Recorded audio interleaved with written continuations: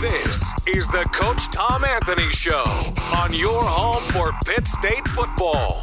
To the near edge, and he's buried. Jordan Rogers was not fooled. Drops him back at the 11-yard line. Highlights, insights, and what's next for Pittsburgh State. Jalen Fuchs, far side return for Pitt State, has a sideline. Jalen Fuchs is going to go after a block punt for a safety. Pitt State special teams strikes again. Fuchs with a first career touchdown. It comes via kickoff return. It is 22-7. You got to be kidding me. Here's the voice of the Gorillas, Eddie Lomshek. Greetings, Pitt State football fans, and welcome to what is unfortunately our final show of the season with football coach Tom Anthony. Eddie Lomshek along with the head coach for the Gorillas. It did end this past Saturday. If you're with us on this cold Monday, the first day of December, of course, but for Pitt State, second-round playoff loss down at Harding in Searcy, Arkansas this past Saturday, ending a season at 10-3. Still, obviously, a very good season on that front. A lot to talk about with this team and Coach. Just on that, when you get into the playoffs, you know it's a single elimination tournament, and boy, when it ends, it seems so sudden, doesn't it? Yeah, you know it's tough. I mean, you prepare all season to have a great regular season, and then set yourself up to have a deep postseason run. And you know, unfortunately, we ran into a really good football team down there on Saturday, and just came up a little short. Well, the body of work, you have to look at that. We'll go through the game, obviously, with Harding and fell behind in that game. But the body of work for this team, it goes back to the 0-2 start. You've talked about proud, obviously, of this group for doing that. But I don't know. You can't just say, well, we're proud of them. That part's kind of obvious. Good teams, even better teams, have to be player-led. Talk about the ownership this team and maybe your kind of leadership council took after that 0-2 start. Yeah, they did a great job. You know, I mean, I challenged the team as a whole, and so many of those seniors and so many of those leaders we have stepped up and, really bought into, hey, these are the things we need to change, and we need to start doing some different stuff at a very high level and have a very short, narrow kind of mindset. Like, we can't be looking ahead, and I think that's maybe where we hurt ourselves early in the season. As all the hype and publicity maybe for the schedule we had early on kind of got to us a little bit. So just really narrowing their focus, keeping it, hey man, one day at a time, 1 week at a time, and just keep chipping away. And they were, they bought into that and were able to do that. Talking to Paul Simmons, the Harding coach, before the game and talked to him during the week, of course, had him on our pregame show. He very, very sincere about nodding his cap to the Gorillas. They play like we used to in a closed schedule. They only play great American teams. So obviously your second year, you've not shied away from that. We have a 2-year renewal with Ferris State. We've announced it with West Alabama. You'll go back to Grand Valley for a return trip there, scheduled for a couple of years down the road. So with that, talk about, challenging yourself with that schedule compared to what some teams do. Yeah, I mean, it's definitely challenging. I look back at, 21, 22, and even 23, when we still had that closed schedule a little bit. I think we only played, I looked back and looked, we only played 2 ranked teams each of those years in the regular season. This year we played 5 in the regular season and played another one that was receiving votes at the time. And then on top of that, you play 2 more ranked teams in the playoffs. So when you look at our 13 games this year, 7 of the teams we played, were ranked at the time we played them. So that's something we love. I mean, we're going to continue to schedule those games, and we want to play those types of teams. And it does make your schedule more challenging, and it does make it tougher, but I think, our program and our players will thrive off of that. Our coaches will thrive off of that. And I think hopefully when you're recruiting young men, when you're recruiting people, when you're recruiting coaches to be here, you want to recruit people that want to play, that type of a schedule and want to compete at that high of a level. We love doing that here. And with that, you came here in December of 2019 with Brian Wright, and at that time, no experience with the MIAA, or I don't know how much you knew about Division II. Somebody will have to explain to me. I'm not saying Harding is not deserving, but they're undefeated in the closed schedule.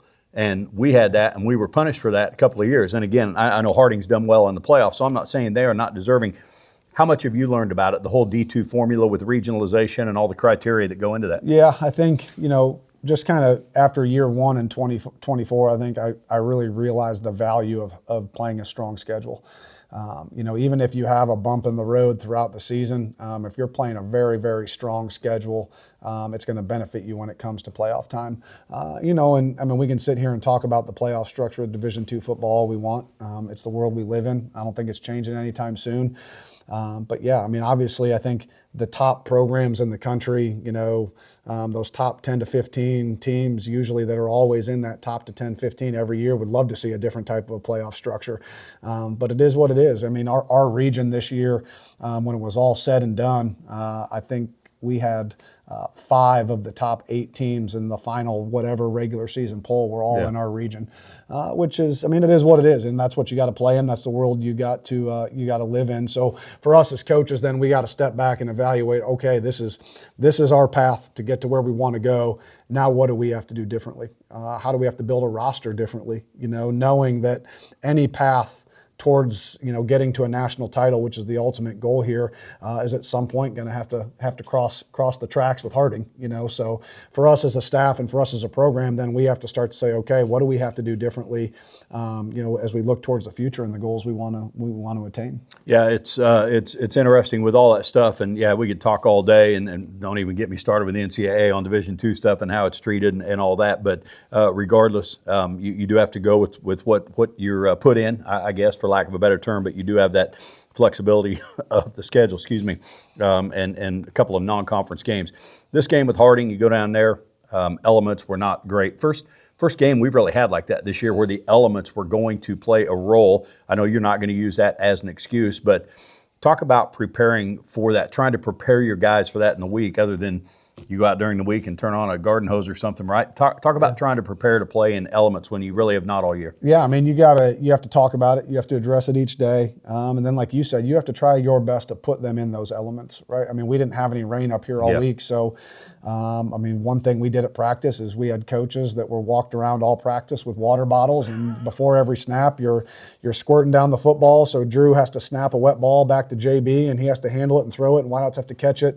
During punt, I'm sitting there squirting the football before Austin snaps it back to Tyler. I mean, you just kind of have to do everything you can to put them in those elements, because you can't just go into it and having not prepared for it, right? So we talked about it, each and every day. We addressed it. Hey, here's what the weather's potentially going to be. Did a lot of wet ball stuff during the week in practice just to prepare them to have to handle a wet football, just because we haven't had, other than a little bit at the Mo West game, we have not really had a lot of rain this year. So, you just got to do your best throughout the week to try and present those elements to those guys best you can. Yeah, and again, I know not just you, nobody in the organization is going to use that as an excuse. How'd you feel with the week of preparation going into Harding? Yeah, I thought the week of preparation was great. Our guys were locked in and motivated. Obviously, and I told them this after the football game. You can't go into a game against the number 2 team in the country and spot them a 20-point lead. You got to be able to score points offensively, but we also got to be able to get a few stops. So it kind of went both ways. We didn't really do what we needed to do on either side of the ball in the first half, which led to a 20-0 halftime deficit. And it's tough to come back from down 20 points against that type of a team. Yeah. Who's going to get under center, chew the clock, and just run the football and shorten the game. You got a little bit of a shot if you're going against maybe a tempo team that's going to throw the ball a bunch and give you an opportunity to take the ball away a few times. So we kind of dug ourselves our own hole by not starting the way we needed to start. Yeah, just you're going to get less possessions. We know that stuff going in. The travel side of it, it was Thanksgiving week, and then you guys go down Friday, stay in West Little Rock. Left you 45 minutes to an hour to drive up to Searcy on game day, which I think most coaches don't mind. The NCAA does get involved with the travel side. I don't know what all goes into that, but bottom line, how do you feel with you guys in your travel routine? And you want things to go off without a hitch. Yeah, definitely. Our travel routine was just no different than it would have been for an away game. In the MIAA, we just left a few hours earlier on Friday, just because it was a little bit longer drive. We had about 5 hours down there to the hotel, but other than that, we arrived at the hotel the same time we always would. Had dinner, had meetings, put them to bed, and then got up and went to play a football game. Yep, and Gorillas handled all that just fine. So everything seemingly went off fine with that. You go into Harding, and we touched on this on postgame briefly. We had you for a couple of minutes, but preparing for the triple option attack. Nobody runs it anymore, and you kind of start wondering why not, right? Because it seems to be pretty effective, but they obviously do what they do very well. Talk about trying to simulate that.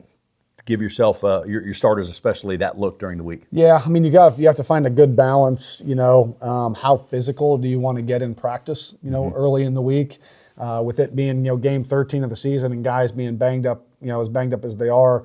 That's kind of that fine line. All right, maybe one day do you want to allow the scout team to cut the D-line or not? Because they're going to get cut on Saturday, so it's how much are we going to allow that? How much are we going to full tackle? How much are we going to allow, those wideouts to crack, all that stuff that they do. So Tuesday we kind of had, hey, this is the day where it's going to be a physical deal. Mm-hmm. And I thought the scout team did a great job. Wednesday we peeled back a little bit. Obviously Thursday's our walkthrough day. Friday kind of peeled back a little bit more as well, just to get their bodies ready for the physical game that it was going to be. But overall, I thought our scout team did as good as they can. And that's the toughest part. You go into that game on Saturday, and man, like, it comes fast at you, and they come off the ball and they're doing things that you just can't simulate in practice. So again, that's on us as coaches. We got to find more ways, down the road and in the future when we're presented with this again. How can we prepare our guys better? In Harding, so much of the attention is given to their offense because they are so good at what they do, and it's very unique this day and age.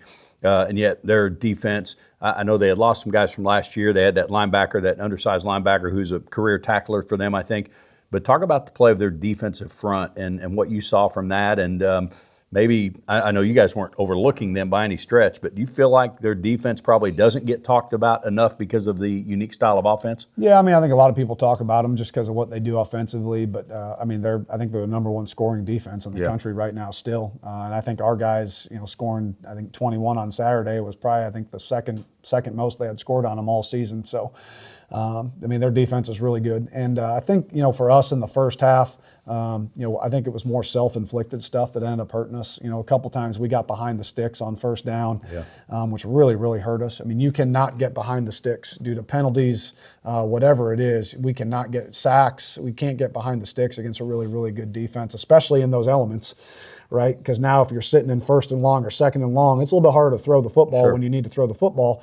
So a lot of that stuff in the first half was a little bit self-inflicted. Again, those are things we got to clean up as a coaching staff as well. You mentioned the blocking too with Harding back to their offense, and again, we'll go through the game in just a moment. But this day and age, how much have the rules changed with cut blocking? Yeah, and they've done a great job of adapting, because when we looked back at film, last year when we played them, you start to pull some film from, 2019 when they played Northwest in the playoffs, even, back then they could still cut out on the perimeter. Yeah. Right? So they were doing a ton of that stuff where you can arc block. They were cutting corners, cutting safeties, so they eliminated all that a few years ago, and they've done a great job of adapting to that. You see a lot more closed formation sets, playing with a tight end now, a lot of tackle over stuff. They'll condense that wide out in really tight and just close everything down in there, knowing that they can't cut out on the perimeter now. So it's a testament to them and how they've continued to do what they're going to do and just kind of adapted to the rules that have been put in place by not allowing any cutting on the perimeter. Can still cut with inside the tackle box and all that stuff. So that's still stuff you have to prepare for. Yeah, we saw a lot of that over the years with Pitt State too when they were a split back veer option offense back in the day, and that definitely is a big part of college football changing to what you see today with a lot of similar formations and attacks. We need to take our first break. When we come back, we'll go through the first half with Coach Anthony. Eventually look forward to, unfortunately, the offseason as well for Pitt State, who had it come to an end. We'll return with more of the Coach Tom Anthony Show right after this. The Silverback Fund just helps us go above and beyond to be able to be the best in the MIAA. You see it as a financial investment, but it's really an investment in people, which is what Pitt State's all about. We recruit at such a high level. We are competing against a lot of Division I's now. What's going to set us apart and have us in the conversation is the financial part of it. We couldn't have this success without individual donors, without the community support. If you're on the fence about giving, come out to games, look at the athletes, and see what kind of experiences they're getting. Welcome back to the Coach Tom Anthony Show. Eddie Lomshek along with Pitt State head football coach Tom Anthony. Again, if you're with us on this Monday, December the 1st, our final show of the season, wrap-up show with it coming to an end down at Searcy, Arkansas. Pitt State Athletics will release the video installment of this show on Wednesday at noon through the YouTube channel. And coming up on 100.7 and through the KSHQ app, we'll also have our first installment tonight of the Pitt State basketball show. So that fall and winter overlap, it's a good problem to have if you're still playing football going into the month of December. So, Coach, Harding obviously wins the toss, and you guys get the ball first. Had a first down on a nice run by Zamari, and so you have the league's leading rusher in him. You have two backs that earned some level of all-conference. Let's start right there. Given the elements you touched on, it's tougher to throw the ball if you're definitely behind the sticks. What did you see in your run game versus their run defense going in? Yeah, I mean, I think we like some of the matchups. Obviously, Zamari, ripped that one off early, and obviously, looking back on it, yeah, wish we probably could have ran the football a little more effectively than we did. But when you dig yourself an early hole, they're able to start to tee off on you now a little bit on defense, and when you can't do a good job of being efficient on first down at times, it really kind of handicaps you a little bit, offensively of what you can do. Now we're into second and long. How are we going to get out of that? Well, if we hand the ball off and we end up TFL, now you're sitting at third and long versus trying to get a little bit of that in the pass game back. And we just kind of we couldn't really get in a good rhythm there in the first half offensively or defensively, for that matter either. So obviously looking back after a loss, there's a lot of things you can sit there and say, man, I wish we would have done that different. Oh yeah, hindsight always 20/20, as they say, and that's part of everything. Not just football, but it sometimes gets magnified in athletics a little bit. So there are a lot of pro teams on Sunday, right? They're spending a lot more money than we are, and they're asking themselves the same thing on this Monday. So worst job in America today is Pittsburgh Steelers coach, and with what they're doing today, so it's not very fun for them. The other thing about it is you mentioned maybe you could be better running the ball. You guys still had almost a 5-yard average for the game, but at the end of the day, they have 71 plays, you have 46. That's a big part of what Harding does. So first down success, is that magnified a little more against them because of the limited possessions or whatever you want to say? Yeah, I mean, that was a big goal of ours going into the week to challenge the offense, man. Like, you have to take advantage of your possessions because they will be limited. And we just weren't able to do that in the first half. Even to me, winning the possession is if we can sustain a drive and be able to flip the field position a little bit. Like, to me, that's still a good possession. And we did that on the first drive. We were able to pin them deep, and then obviously they had that long drive for a touchdown. But then really in the rest of the first half, I mean, the football was living on our end of the field. I mean, we were punting from backed up a few times, and we just couldn't gain that field position back. And that's really what ended up kind of hurting us there in the first half, is we couldn't sustain drives, and then we were on a short field, and our defense couldn't come up with some stops. You mentioned Zamari being a first-team all-conference back, and again, came to you in the summer, Raytown kid out of Garden City. So what were you looking at over the summer when you're in that position and you're still looking for maybe depth at running back? What are you really looking at there when you consider who to try and add? Yeah, we knew we had a really good one in Cleo. We knew what Cleo could do for us, but obviously knew we needed to get a little more. We needed one more guy just to have some depth there. And really that's kind of why we were bringing Zamari in. Kind of saw a really cool skill set on film, a little different than Cleo. Zamari's ability to really kind of break away out in space and run away from people. And then again, he just came in and really in fall camp kind of started to stand out right away, continued to get better each week. And then really, he kind of ended up being our feature back then throughout the year and earned first team all conference, which was well deserved. And again, I think he was a huge part of our success this season. When you come in over the summer, you're obviously going to be behind in the playbook, and here's Cleo, a fifth-year guy who's been in it since day one. And so was there a point in the season that you really started to see Zamari's ability come to the surface once he was getting where he needed to be between the ears? Yeah, to me, you really started to see it kind of that week of practice versus UCO. And then really kind of after that UCO game is when he really started to break out. Really some things started to click for him offensively, just knowing where to go, knowing how to line up, kind of reading the offensive linemen as well, kind of how they block, how they move. And again, I think you just really saw him continue to elevate each and every week, throughout the season, and ended up being a pretty good 1-2 punch for us with him and Cleo. And with that, you bring that up with alignment. Talk about how detailed it gets. How far away from the quarterback are you? How far in relationship front to back are you? How important are some of those little things? Yeah, I mean, that stuff's huge. I mean, whether you run inside zone, counter, power, you might be running outside zone. I mean, the alignment of the back based off the quarterback is something they got to know. Based on formation, it might change. Then they got to pick up on pass protections. They got to know who they're IDing. There's a lot that goes into that running back position, just in terms of knowing where to align every play. Then being able to identify what the defense is lined up in, because that could change how the offensive line is going to block it, right? So even though the play call is called in, you're aligned where you needed to align. Well, now what's the defense aligning in? Because we have the same run called, but it could hit in 2 or 3 different spots depending on what the defense is aligned in. So there's a lot that goes into playing that running back position. And with that, your running backs coach, very accomplished Division I player, and still young enough, to relate to those guys. So talk about what you see, the relationship between Coach Gilbert and that room. Yeah, James does a great job, man. I mean, he's a high energy guy, very knowledgeable about playing the running back position. And did it obviously at a very high level, which I think brings a level of respect then to the guys in that room. Like, it's like, I got this guy coaching me that did it at the highest level. I mean, was a phenomenal. I think he's like top 4 or 5 all time at Ball State in terms of career rushing yards. Then transferred to his senior year and had a phenomenal year at K-State. Then had a little cup of coffee in the NFL. So he's done it at the highest level. So that brings a level of respect, I think, into the room. And I mean, he knows what he's doing. And I mean, he coached those guys up really well this year. Well, it was great to see Zamari have the year he did, and Cleo becomes a 2-time All-Conference back for the Gorillas, twice earning All-Conference honorable mention and splitting carries. You don't see much anymore. Harding, even them, that runs the ball 98% of the time, they spread the wealth a little bit. So how much has it changed, you think, compared to a team that might be the old featured eye back, right, that would get 25 carries a game? Yeah, well, I think it helps preserve you in a lengthy season, right? If you're a team that wants to make a deep playoff run, if you can keep some of that load off of those guys as you're moving through the season, if a guy can get 10 to 15 carries a game versus having to carry it 25 to 30 times a game, yeah, yardage and statistics might not be what they could potentially be if they were getting every snap. But again, it just kind of helps take some of the load off those guys, from a physical standpoint as you move on in the season. Well, you mentioned the punt, and you start at your own 9. You get a 30-yard run to get some field position and get a great bounce on the punt, 55-yard punt down at the 1. Was it Cam saved it from going in the end zone and flipped it to Arlandis, or vice versa? I think Arlandis saved it and flipped it out, and Cam ended up down in it. Yeah, and there are 2 guys that are wide receivers, but I don't know how many times we've called their name for special teams tackles in those plays. So you have a 58-man roster in the playoffs. So talk about your decision and guys like that obviously they would love to have the ball thrown to them more, but buying in on special teams. Yeah, I mean, Cam and Arlandis have been 2 of our best special teams guys for the last 2 years, since I've been here.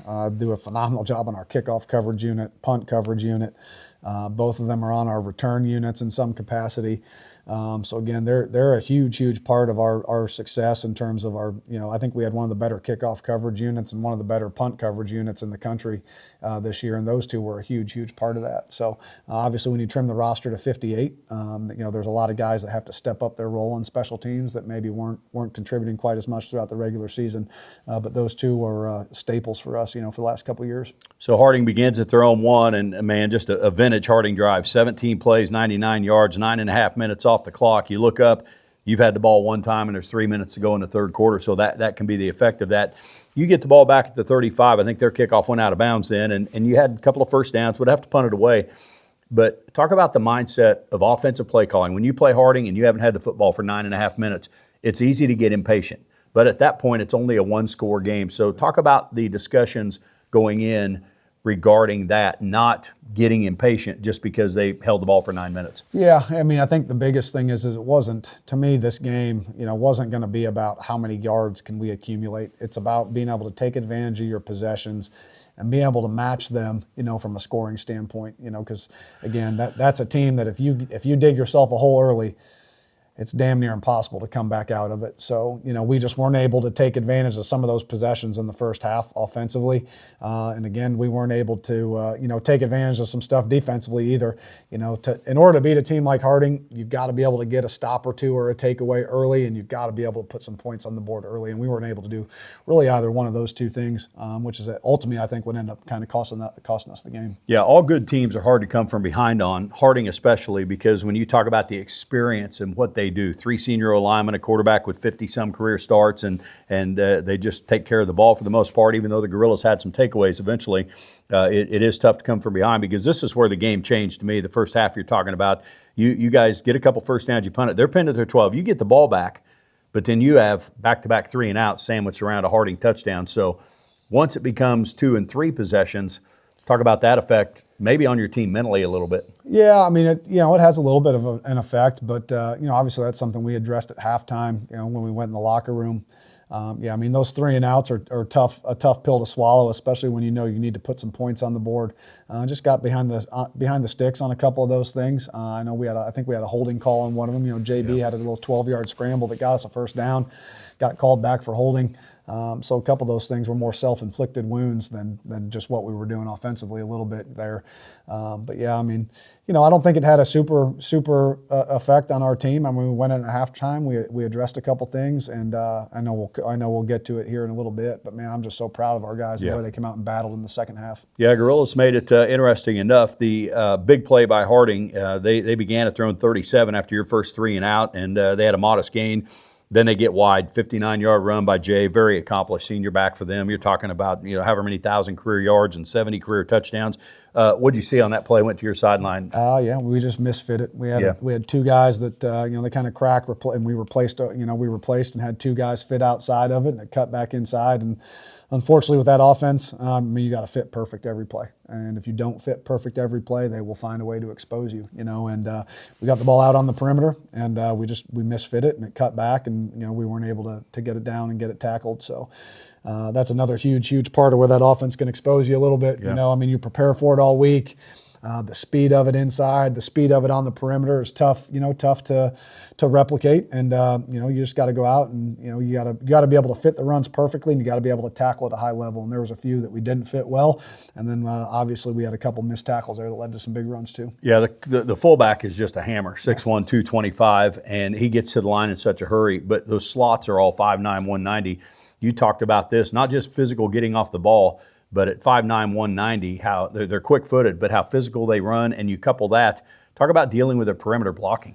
Yeah, I mean, they do a great job. And again, that's something I know I talked about earlier with the elimination of the perimeter cut blocking. They've done such a good job of adapting to that. And I mean, their slot backs and even their wideouts do an incredible job of just blocking on the perimeter, sustaining blocks, not holding. I mean, they're one of the better perimeter blocking teams, and they never get called for holding. So they do a great job of coaching that up and executing it. And yeah, I mean, that offense, it just hits. It's not like a traditional running back where it kind of hits a hole, jump cuts. I mean, those guys come downhill, and they're looking for 4 to 5 yards. And if they can just run through you and get a few extra, that's what they're going to do, and they're going to be happy with it, you know. So we just didn't kind of handle that the way I wish we would have defensively. Little subtle cut by Jay. He goes for 59. Gorillas go 3 and out. You're in the middle of the second quarter, and then Harding has another Harding drive, 10 plays, 60 yards. Quarterback sneaks it in from a couple of yards out. Going into it, and the quarterback, he's run for almost 3,000 and thrown for almost 3,000 in his career. They obviously don't throw it a ton, but talk about dealing with him. What did you see from his skill set and trying to contain the quarterback run? Yeah, I mean, we just knew we had to, you know, knew in certain short yardage situations when you get into some 3rd and short, 4th and short and down the goal line, you know, they're going to do some of their design stuff where they keep the ball in his hands. But kind of knew out in the field, we wanted to try our best to get it out of his hands and out of the fullback's hands and try to get the ball out on the perimeter, and then just try to fit it well and tackle. And we just didn't do that, you know, at times, especially in that first half. Gorillas had it back at their own 25, a minute 13 to go in the half, but partially blocked punt. But thankfully got a little bit of a roll, and Harding only had 8 seconds. They kneel it out to lead 20-0 at halftime. We need to take a next break. When we come back, we'll get into the second half. Gorillas fall behind, unfortunately, a little further before they would show some emotion and some rallying, and it ended up being some pretty interesting situations in the fourth quarter. So we'll do all of that and more with Coach Anthony right after the break.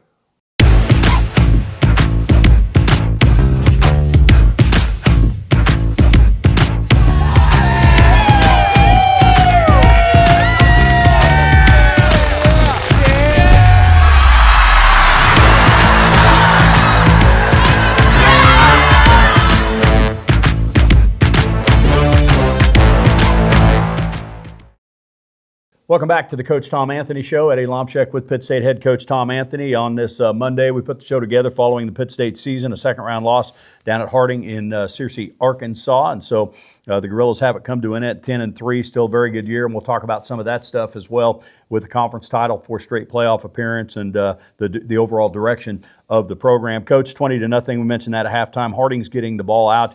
Obviously, when you're trailing, every possession becomes a little bit more important, and lo and behold, Harding, boy, they come out of the locker room and score pretty quickly. The fullback gets loose on a 32-yard run to cap a 6-play drive. When you're behind, not only their style of play in that, but How much do you think this particular Harding team, very experienced, a lot of these guys played 2 years ago on a national championship team. They had a deep run last year. It's not their first big game. How much do you put into that for some teams? Yeah, I mean, definitely. We knew it was going to be a challenge coming in. I mean, when you have a quarterback, a fullback, a couple of their slot backs, and offensive linemen that have all those starts together, all that experience. I mean, they're good at what they do. It's not like they're just rolling out some operation for the day and hoping it goes well. So those guys are experienced. They've seen a lot of good football teams. They've played in a lot of big football games. So in order to beat a team like that, or to slow a team like that down, I mean, you have to bring your A game and you have to play at a very, very high level. We did that at times, and then we didn't do that at times. I think on that long run there to start the half, we had two guys right there, and just we couldn't make the tackle, and he just kind of ran through tackles on us. So those are the plays that we have to make, if we want to win those football games. Their fullback, couple of staple plays with him. One, the quarterback counters out, and it's going to look like a speed option, and they slip it to him on what's maybe called a belly, I think. And other times, fullback trap. Talk about the subtleties of difference of those two plays. Yeah, I mean, they do a great job of just trying to identify, every time they're trying to identify what defensive front you're in to try to get them into the best call. So we tried to do a lot of stuff Saturday of showing something, then stemming to something else to try to get us into an advantageous situation. At times it worked. At times we guessed wrong. Then at times they were able to block things up the way they wanted, and we were able to, and then again a couple times we were able to get our free defenders there to the point of attack. And we missed a couple tackles, and you can't do that. You can't do that against a really, really good football team, especially a team that's going to run the ball as much as they do at the rate at which they do. You can't, we can't leave tackles out there on the field because they're going to expose you and hurt you. 27-0 with the extra point, 11:23 of the third quarter. So now you feel like, man, you're really up against it. And again, with limited possessions, although you would get more in the second half than you did in the first half, you guys come back and score, get the ball at your 42 there to begin the ensuing drive. And along the way, had a pass on your sideline to Travis. Jalen goes up and rain in the face. Hands are wet, ball is wet. Talk about that high point catch he made. Yeah, J-Trav made a great catch there. He's made a couple of those this season for us. I mean, he's a guy, again, that really came on, as we went on in the fall. Had some really big football games for us. Big-bodied receiver, runs great routes, has great hands. And I kind of talked to our guys at halftime, man, like we just need someone to light a spark for us, right? And when that spark's lit, we got to turn it into a flame and we got to go. And that was kind of a little spark for us there, on that drive. We were able to get some points on the board, and then kind of went through a decent run there where we were able to start to chip away back into the game, and just couldn't quite finish the way we wanted to. Chunk yardage play for the touchdown is run. Zamari from 25 yards out. What'd you see on that play? Yeah, Z did a great job. They blocked it up well up front, and then he was able to make a guy miss out on the edge. And then again, he has that speed to kind of pull away from some people, and was able to get in the end zone, which was huge for us at that point in the game. 9:18 of the third quarter, Gorillas get on the board. Extra point good. Harding mishandled the snap there on the first extra point. So this is a day you talk about squirting the ball as a coach. How much of that stuff? I mean, everything, right, has to go well, because I'm sure you worry about every little detail, handling the ball in any whether it's a snap or a handoff or anything, huh? Especially in the special team situations, because as that ball gets wet and gets heavier, your op times are going to slow down. That's why I think, they were able to tip one of those punts.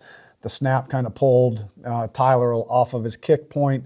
That ball doesn't travel back quite as fast. The ball's a little heavier. It's a little harder to handle. So all your operation times kind of slow down on those wet, cold days, when it comes to punt and your field goal and extra point teams. So, and again, you saw a little bit of that on Saturday from both teams, right? Yeah. They fumbled their first PAT. We kind of mishandled one on a punt and ended up getting tipped a little bit. So those are the things, again, you just have to do your best as a coach to prepare those players throughout the week by giving them as many of those situations that you can. Well, and then the cold, too. Your hands get dry and slick, and the ball's wet. And I was out, up there early, of course, and some of the first people on the field are all the special teamers for both teams. And Austin O'Hara is wearing a towel. Well, eventually it gets wet, and he's trying to dry his hands right before he snaps it. And they're out there in, just basically street clothes. And there's Tyler Annell. First one he receives for the day. This is 2 hours before kickoff. Goes through his hands, hits him in the belly, because they're getting a feel for it. Receivers, that catch Jalen made. There was another one you had at the opposite end. The little hitch route went through his hands, I think, hit him in the chest. the gloves receivers wear this day and age and D-backs. Does that change with water on? I mean, you got to find what's going to work best for you. Some guys like still wearing the gloves when it is wet and cold. Some guys like taking them off. To me, it's more just a feel thing. Like, how do you feel you're going to be able to possess the football to the highest ability, right? With gloves or without gloves, it's really, to me, it's up to each individual kid how they want to handle that, and that's where you got to get work during the week. You got to go out early, you got to get a feel for what it's about, and then you can kind of make that decision. Well, Harding answers again. Fullback gets loose, 44-yard runs. So you obviously cannot trade scores, down 27-0, and you end up trading scores, outscoring them, in fact, in the second half. But, boy, another fullback run is just banging through people. And then even at 225, you can see he's fast enough. Once he gets into the clear, he's a stud, bottom line. So you fall behind there 34-7. And then you guys three and out. I mean, that's just got to be a big blow to you. Yeah, obviously at that point in the game when you're down a few scores, punting the ball isn't gonna be good for you. So obviously getting that 3 and out in that situation wasn't ideal. And you're kind of to the point of the game where every possession's got to end with points for you if you want to have a chance to plug your way back into it. And I don't care who you're playing. Once you're down like that and you have a 3 and out, and and they end up adding a field goal that takes you into the fourth quarter. So talk about at that point becoming kind of one-dimensional on offense. Yeah, I mean, at that point, you're not going to get yourself back into the football game by handing the ball off. You got to start to drop back, throw it a little bit, try to get some explosive, big yardage chunk plays. Karan ran a phenomenal route on the double move that we just missed. I think it was at some point early in the fourth quarter, maybe. JB just barely overthrew him a little bit, but boy, if we could have completed that thing, how that could have turned the game potentially for us as well at that juncture in the game. So at that point, you've kind of dug yourself a hole, and it's really of your own doing that you have to come out and try to throw the football to get back into the game. And no question, Jackson obviously aggravated an ankle that he'd been dealing with since Central Missouri, but you can sit here and say the guts he played with, just a competitor, isn't he? Oh, yeah, and we were getting ready. It was like, man, we got to get him out, because at this point, it just doesn't look like we're functioning very well. And he came right to the sideline. I think he got some more tape thrown on it and walked right up to me and said, "I'm not coming out of this game." And I'm like, okay, and that's kind of what Chad did last year too. Yeah. People kind of forget that Chad separated his shoulder in that Northwest game, in 2024, and couldn't even throw a football, Monday through Thursday of the Harding playoff game last week, and said, "Coach, I'm playing. I don't care what you do." And it's like, all right, man, that's the type of guy I want to roll with, And so they got that. Both those guys, man, have that competitive fire in them, and just a blessing that I was able to coach those two quarterbacks, my first 2 years here. The one time you run with Chad by design, he gets hit in the back of the shoulder, and that's why we don't run by design with the quarterback. Yep. But some guys, obviously, depending on what you do, it's more than others. But yeah, again, you have to be unbelievably fortunate. But Jackson was, limping so badly. But yeah, what a gamer for you guys, because after they kicked the field goal, get up 30. You go 3 and out again. They get the ball back, but then you get a couple of knockways. Here you are, 12 minutes to play. You're down 37-7, and you get a forced fumble immediately, and Billy Wolf gets on it for you. So Harding had gone to their number 2 skill guy, still playing their number 1 O-line, but down 37-7, cold, rainy day. It would be real easy, right, just to let the clock run. But talk about your guys going out there and just still, competing and getting a couple of takeaways. Yeah, that was my message to them, as the second half went on. It's like, man, you never know what's going to happen. Like, we're going to continue to go out there, keep fighting. Defense, you have to find a way to get the football back. Punts aren't going to do it for us right now. So we have to find a way to get the football back, and they were able to do that, a couple times. Well, and Billy Wolf, here's a kid, Webb City kid, runs really well. One of those young, really athletic linebackers. You have 4 or 5 of those type kids on your team right now, and he didn't play as much during the season as some. But talk about using him. Saw Foreman out there a little bit with your wide alignment of Carr and Stephen Ward. So talk about going in, what you were hoping for out of that alignment. Yeah, schematically we knew we had to play with kind of 3 backers on the field, which normally all year we'd kind of been in that 4-2-5 alignment, playing J. Raj at that nickel position, and then Steve-O and Blake inside, but knew we had to kind of play with a 3-backer set, and felt like that position, that Mike linebacker position, just being able to fill downhill, fast, inside out of everything, was really kind of met fit kind of Billy and JP's skill set. And I thought those two guys did a great job for us on Saturday, executing what we were asking them to do. And then obviously having Steve-O and Blake, it's kind of those overhangs on the outside, but very pleased with the way Billy and JP played for us. And then you end up cashing it in. You have to do that when you get takeaways. You take over at the Harding 44. 7 plays later on 3rd and goal, buried a Parchment, a little, I don't know, was an out route or kind of a whip route. Talk about that route, and because I know Smitty on the broadcast, he was quick to bring up the route by Karan and then the subtle move to score it. Yeah, he did a great job. There's kind of a little whip route and kind of broke out. JP put the ball right on him, but then the defender actually played it pretty well. Yeah. So he still had to make a guy miss to get in the end zone, and was able to do that. And Karan's kind of showed that ability all year long. He's one of our biggest playmakers offensively, and very fortunate, that he plays for the Gorillas. And then Harding gets it at the 24. 2 plays later, a fumble, and I'm not sure who caused that. I think Medeiros came away with the football, may have run up and just raked it from him. Then you score in one play. How many times did Luke Nigaman catch that ball? We thought 4 times that he had it and dropped it. He caught it 4, dropped it 3, but thankfully he held on, stumbling into the end zone. So I look at it as, man, it goes in the box, scores a touchdown, no matter what. Doesn't matter what That's it looks like. But great play call there, by KB. Great execution, by those guys. Great route by Luke and Jay Knight. We kind of ran a little scissors concept with our 2 tight ends, and Luke was able to get open, and JB put the ball on him, and we needed that at that point. And at that point, man, you score that touchdown. It's like, all right, guys, like we're, there's a shot here, and almost we were about 3 inches away from recovering that little chip shot kickoff, over the top, and they did a great job of we just kind of adjusted. We just kind of did that on the fly on the sideline, knowing they were going to come out in more of an onside recovery alignment. Well, they didn't even put a returner back. Right. And we're bringing all 11 guys up. It's like, well, shoot, guys, we're going to try to outrun them and just chip this thing over the top. Hayden kicked a decent ball, and their kid just kind of smacked it out of bounds. I think on the second one, the first one, they did put a returner back. But, again, just proud of our guys and the way they fought. Yeah, it's a 2-score game. You still have half a quarter to play, and certainly not out of reach at that point. Yeah, that's one of those kicks. You don't know how football's going to bounce, and ifs and buts, right? If that thing is 2 yards further inbounds or 2 feet maybe and spins a little more or flattens out or tumbles, all kinds of things go into it. So great job by Pitt State with that. And then Harding, they're going to put their starters back in for ball security. You kind of knew that was coming. But even with that, with 7:40 to play, how about your defense going out there getting a 3 and out? Huge. I mean, at that point, like, it's a football game. I mean, it's a 2-score game, and you got a shot. If you can get a stop defensively and get the ball back to your offense, they go down and score. You got a 1-possession game with a couple minutes left, and there's a chance. There's a chance. So again, just the way our guys fought there in the fourth quarter, in the second half, to battle back, put us in the position they were in. Again, just super proud of that. Unfortunately, a little bit of a controversial call, and no call hurt the Gorillas, and ended up with Jackson scrambling and forced out of bounds about 1.5 yards shy of what would have been a first down to keep the hopes alive. Harding able to run the 3.5 off the clock and win at 37-21. We need to take our next break. When we come back, we'll talk about a lot of things with Coach going forward into the offseason and what the direction of the program really, for that matter. So we'll return with Coach Anthony right after this.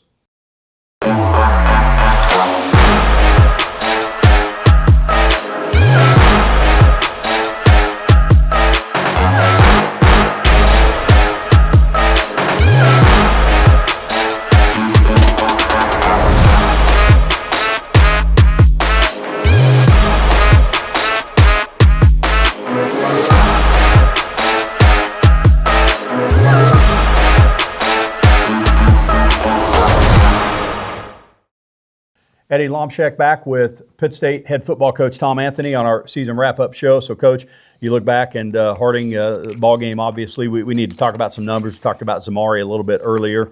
Wide receivers, touched on Travis, and that. But you look at him eventually being the contributor he was. TJ Atkins had some huge games late for you, starting at Central Missouri when you played without Karan, and obviously at Northwest and those types of things, and Shadron with the kick return. So, wide receiver. Take me back to the start of the season. Where'd you feel you were on what kind of strengths you had and maybe some unknowns as well? Yeah, I mean, I think, we knew we had Karan and Grayson, coming back as kind of 2 staples that were proven, but knew we needed to go out and get some help. We got hit really bad in spring ball when Gino Board, tore his ACL, because Gino was going to be a big part probably of what we did offensively, this year. He's kind of helping in that slot position, kind of a skill guy. So, knew we were going to need somebody to step up in that role. And Damian Long ended up, as a true freshman, being able to help there and had a big touchdown catch for us early in the season and did a great job of filling in and helping in that slot position. And then new outside, obviously we had Karan, we had Cam, we had Orlandis Mitchell, and there was just kind of some struggles there early on in the season. And you really just, I think, saw, TJ and J Trav as older guys, transfers, once they got more comfortable with the offense and kind of slid into those roles, really ended up being, pretty dynamic for us in those spots. I certainly would consider Karan and Grayson with their program guys, the bell cow of that group, if you will. So even wide receiver, people may think of that as a guy that can run fast and catch the ball, but talk about the importance of having those emotional leaders at every position. Yeah, it's incredible, and all those guys were incredible. And I always go back, and I know we've talked about this on the show. I always go back to that Emporia State game, right? And where we're just running the football like crazy, and TJ Atkins is just going nuts on the sideline, like going crazy, cheering, happy, and just screaming, "Keep running the football, keep running it, coach, keep running it." And you don't see that very often from a wide receiver. So that's really cool to see things like that. And that group, I think, did a great job. Coach Smith did a great job of just kind of developing guys as the season went on. And there was no egos in that room, man. Like, no one was mad about not getting the football.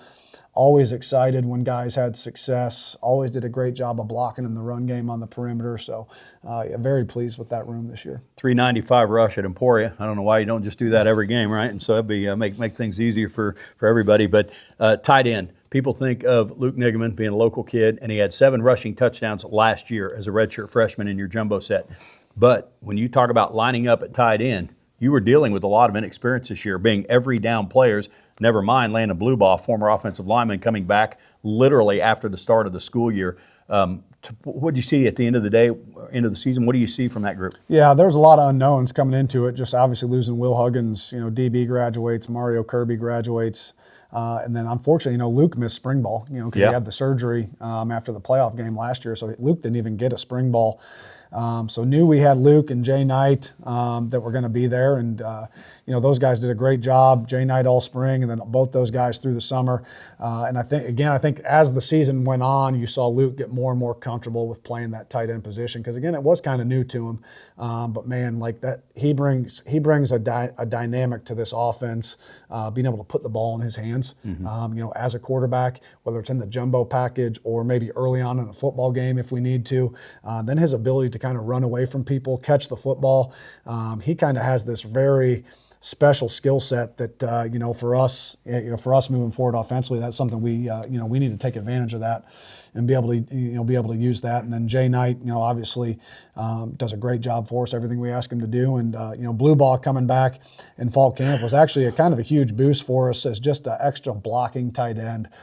Being able to get into that jumbo set, with Luke at quarterback, or into some 12 personnel sets. As a former first-team all-conference offensive lineman, the guy knew how to block people, So his ability to block didn't leave, just the weight was a little less, and he did a great job for us with what we were asking him to do as well. And then offensive line, you end up with 2 first-team all-conference guys in Drew Daniels and Carter Stansfield. Both are program guys. So, man, how about those 2 guys as tone setters? Because on the O-line, you were able to play most of them together most of the time. Had a couple of guys dinged up middle of the season, but how about those front 5 for most of the year? They did phenomenal. For us to be able to do what we did, I think we averaged around 190 a game on the ground rushing, which is the most per game in my time here. Gave up I think one of the least amount of sacks we've given up, in my time here in the last 5 years. So that offensive line did a great job all year, and obviously led by 3 seniors and Drew, Carter, and Kobe James as well. I think who was named 3rd team all conference, I believe. And then a couple other guys that stepped into starting roles that are going to be that had phenomenal years. They're going to be a huge part of our success moving forward. In Caden DeGraff and Reed and Pecco. Over on the defensive side, D-line, maybe some questions going into the year, but what you did not lack was bodies. And a lot of those guys are underclassmen. So how excited are you for the D-line group? Yeah, very excited about that group coming back. Coach Everett's done a great job of recruiting there. Obviously, we lose Jay Sharp and James Smith, who were huge impact players for us. But I could rattle off, Kiro Martin, Josiah Young, who played a few games for us this year as a true freshman. Eli Wilcox is back. Elijah Morton, Osahan. We have so many guys, coming back on that defensive line that I'm excited about. But we do need to go out and find some replacements for a couple of those seniors that have been huge contributors for us. You had 3 guys make double-digit tackles Saturday, and all 3 were linebackers for you. Steve Ward, and who's a senior, and then Blake Carr, redshirt freshman. Billy Wolf, another young guy. Linebacker, you were going to be dealing with some inexperience, and it took a blow early. Zach Kanan, preseason, season-ending injury. Big blow to your would-be starting Mike linebacker. So talk about linebackers and dealing with the inexperience you did have there and what they became. That was probably our biggest challenge this year defensively. Going in, we knew, we were going to have Zach and Steven, but when we lost Zach there about a week and a half before that Ferris game, not just his playing experience, but him being a captain, a leader on our team, a leader on our defense, that was probably the biggest blow to us as a team this year. And it took us, there were some growing pains there the first week or two, in that linebacker room. We played J-Rod at Will Backer almost the entire UCO game. And being able to iron that stuff out the first couple weeks, then I think you saw a guy like Blake Carr, and when we finally moved Steven to Mike, those 2 guys just kind of elevated week to week as we went through the season. But that for sure was probably our biggest growing pain on this football team this year, was just dealing with that early on in the season. Your secondary had so much experience at the start of the year, and you had 2 more takeaways with Harding. I think that gave you 14 over your last 5 games. How about the job of this team at the end of the year to be where you were turnover margin? Yeah, huge. That's how you win football games. You got to take care of the football offensively, which I think we did an elite job of this year. I think we only threw 5 interceptions. Yeah, JB had the fewest in the league. Yep, fewest in the league by a lot. I think number 2 had like 9 or 10. So he did a great job of taking care of the football. We did a great job of taking the football away on defense. Offensively overall, did a great job of taking care of the football. I think we ended up the year probably, I have to go back and look, probably plus 10, 11, 12-ish I think in 11. terms of turnover margin, which is pretty darn good. So defense did a great job there late in the season of taking the football away. Secondary will have a different look next season, right? But you ended up playing some true freshmen. Yeah. I don't know if you played any that you didn't go over 3 games with, but at the same time, you will have some guys back there. So as a true freshman, not just playing, but talk about those guys getting to play under and with guys like Rogers and Medeiros and Antoine Nunn and Christian Cross. It's huge. It's huge for those young guys to play, experience the flow of the game, but also see how those older guys operate. And there's no doubt that our biggest question mark next season will be our secondary, simply due to the amount of seniors that we do graduate. But thankful that we got to play some young guys this year and get them some experience. We get Abias Wakes back next year, who was out all this year from the torn ACL that he suffered in spring ball. So getting him back in that cornerback room will be huge. Obviously, Quincy Minor playing as much as he did as a true freshman this year in that cornerback room was huge. Quentin Kirby came in as a true freshman in that safety position. We get Jasper Ogburn back, Mario Mangini back. So we got some pieces that are coming back, with a lot of playing experience, which is good. But obviously when you lose the amount of experience, the production, that a lot of those older guys had, that'll be the toughest thing for us to have to replace. All right, we'll take a final break, come back just a few minutes. We'll wrap things up with Coach Anthony, and we'll do that right after this. This isn't just where you go to class. It's where you chase what's possible, where grit isn't taught, it's lived. Every drop of sweat writes the next chapter in guerrilla history. Ross out of the backfield, Brighton in trouble, Jordan Rogers! This is pride. This is your future. This is Pitt State.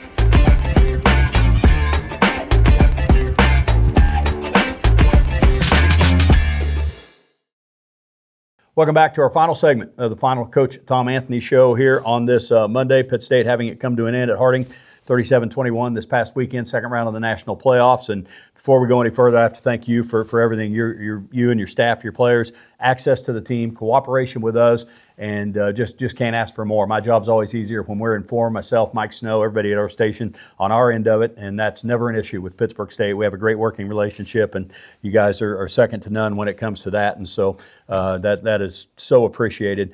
As a whole, 10-3, you want these guys to feel good. I know it stinks, right? When the season ends, there's that sting because you come up short of the ultimate goal. So 2 years as a head coach, you came here with Brian Wright. You guys have kind of been through that initial wave of players. You're starting on this second wave of players in your time here. just talk about the impact the outgoing guys have made for you and the overall direction of things. Yeah, just again, super proud of all those seniors and just the foundation that they helped build over the last 3, 4, 5 years. So much for them to be proud of. I told them in the locker room after the game, I mean, those guys that came here as true freshmen in 2021 and then were a part of 22, 23, 24, 25. I mean, that's a group of seniors that won 3 conference championships, made it to the playoffs 4 straight years. So much for that group to be proud of. So we had a team meeting yesterday, and you kind of excused the seniors out of the room, and then all the younger guys and returners stay, and you address a few things. Man, to see a lot of those guys get up and walk out of there, it just kind of hits you to know just the impact that they've had on your lives. And I think that's the coolest thing about coaching is you bring in an 18-year-old kid, you're around him for 4 to 5 years, and by the time he walks out that door, I mean, that's a man. And you hope that you've impacted their lives as much as they've impacted yours. And to see those guys grow as people, I think is more rewarding to me than the wins and losses, is to see those guys mature and grow during their time here. Well, the old saying, if you're coaching football just for the wins, and you're in it for the wrong reasons, right? Because it's there was an old high school coach said one time, not how many wins from how many games, but how many men from how many boys. So you help them do that, and the life lessons that come from it are just outstanding. And you and I may have talked about this a couple of weeks ago on our Thursday chat that you came here without any connection to Pittsburgh State, and I'm sure that immediately when Brian Wright contacted you, you start looking into things. You guys step into a very tradition-rich program, obviously. So when you start recruiting players, and obviously they come from all different backgrounds and part of the country, how about those guys being part of the Pitt State Brotherhood now? Yeah, I mean, it's so cool to see how this place impacts those guys. And I think what's really cool is, you have the guys that come here out of high school that are here 4 to 5 years, and it obviously changes their life. I think the really cool thing, though, is over the last couple of years, some of these transfers we bring in here that have been at maybe 1 or 2 or 3 other places, man, when they leave here, it's like, Coach, this is incredible. Thank you so much for the opportunity. This is the best place I've ever been. This place changed my life. And that guy might only been here for 6 months or 12 months. Yeah. So to me, that's really cool, is to see that other perspective of those players that come in that have seen other places and been other places, and then they can sit here and take a deep breath and be like, man, this place is pretty special. So to me, that's really cool to see those guys when they come to you and tell you those things too. It makes you know that you're in a pretty special place, and you have great support here, a great community. We're happy to be a part of it. With that, as you look to the offseason, the transfer portal is such a big thing. Everybody needs immediate help, and yet you have to be careful about what direction you go with that, and you'll have to navigate some guys that think they might want to try it from your end of it. So just talk about dealing with that dynamic of college football today. Yeah, I mean, it's all college athletics. Look at, I'm sure Coach Davied and Coach Boshi will talk about it at some point too with their programs. I mean, it's frustrating at times because you almost feel like Division II has now just become a developmental program for Division I schools. Yeah. And sometimes we can control that, and sometimes we can't. Sometimes it's just flat out of our hands, and there's nothing we can do about it. All we can do is do our best to bring young people into our athletics programs here. Treat them really well, try to develop them as best we can, and build that relationship with them that hopefully can overcome maybe leaving for something that they might view as better, on the outside. So it's obviously the nature of what we have to deal with nowadays, and it's part of coaching, and you have to adapt with it, or you have to get out of it, and I think those are your only 2 options nowadays. Yeah. Transfer help, top of your head, where do you think you need the most help?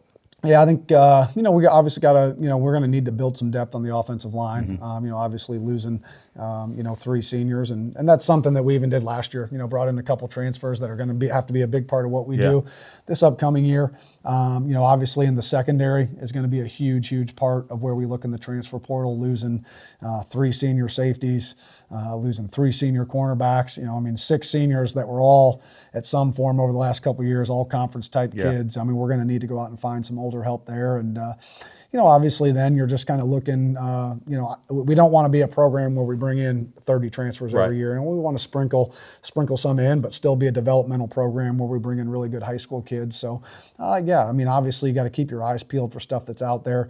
The timing of it's a little different this year since the Division I window doesn't open until after the new year. That's new. So you kind of got to battle and manage that a little bit too, is, well, how long do you want to wait? To potentially look at transfers, because they can't get in there till after the new year. Mm-hmm. You start class the 3rd week of January. So it's kind of a battleground right now, and it'll be our first year. It'll be everyone's first year kind of dealing with that new portal window, so we'll kind of see how it plays out. Well, that begins, and that part of it never ends. It's a year-round situation. So that'll do it for us, Coach. Thanks for everything. You are absolutely the best. Tom Anthony with us. Pittsburgh State finishes the season 10-3, second-round playoff. As he mentioned, third conference title in 4 years, 4 straight playoff appearances. Things in very good shape right now for Pitt State football. Big thanks to everybody behind the scenes. Keith Brown, our studio producer on game days, Jacob Leonard and Aaron Thompson here with Pittsburgh State that helped us in our new format with the show this year. So for Program Director Mike Snow, I'm Eddie Lomshek. Thanks for being with us. Go Gorillas.